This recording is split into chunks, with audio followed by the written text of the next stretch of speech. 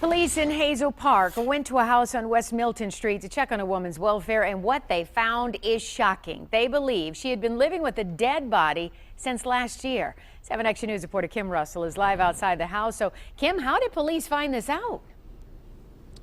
Well, there is an odor that is coming from this house, and neighbors, they had smelled this odor and they looked around their yards for a dead animal, never found anything, but didn't think much more of it. Then the woman who lives here went to the city to pay a water bill, and a worker said, you know, something isn't right. That smell had permeated her skin.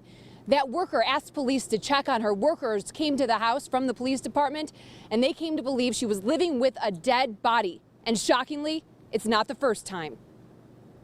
Neighbors say this is the home of 78-year-old Donald Smith, a Vietnam veteran who they haven't seen since last year. You know, I understood why he wouldn't be out here, if he was, that sick like she had indicated that he was. Matthew Urban lives across the street. He says Donald told him he had cancer. He says he often ran errands for Donald and his roommate, Catherine Lessman, who was in her 60s. But she wouldn't let him see Donald in recent months. I directly asked if I could see him one time because I hadn't seen him in a while, and she just changed the subject. She would always just say he was bedridden. Today he learned investigators believe Donald has been dead since possibly December. Wow, that's crazy. They really think it's December. Huh?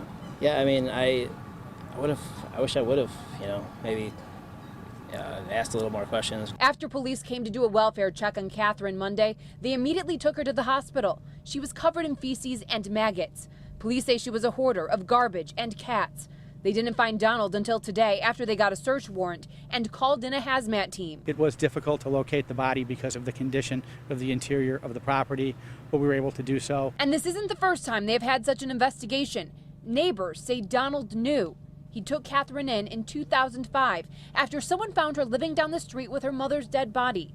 Donald knew she couldn't take care of herself and welcomed her into his home so she wouldn't be homeless. I just know he was a nice guy.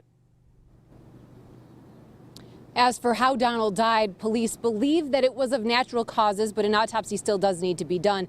In the meantime, animal control seized several cats from this home, 4 kittens, 4 adult cats, and they likely are going to need homes. Hazel Park Animal Control, the place to call if you're looking for a pet or willing to help. Reporting live in Hazel Park, Kim Russell, 7 Action News.